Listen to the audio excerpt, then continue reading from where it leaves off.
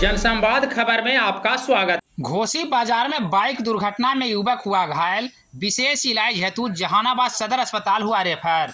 दरअसल दुर्घटना घोसी जहानाबाद मुख्य सड़क पर घोसी आदर्श मध्य विद्यालय के समीप का है, जहां सोमवार के दोपहर एक बाइक सवार युवक गंभीर रूप से घायल हो गया।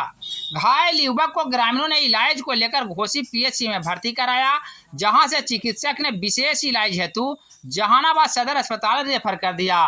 दरअसल युवक घोसी बाजार से जहानाबाद की ओर जा रहा था, तभी आदर्श मध्य विद्यालय घोसी के समीप बाइक दुर्घटनाग्रस्त हो गया और सवार युवक राजू विश्वकर्मा, जो काको थाना क्षेत्र के मोहम्मदपुर गांव का निवासी है, वह गंभीर रूप से घायल हो गया।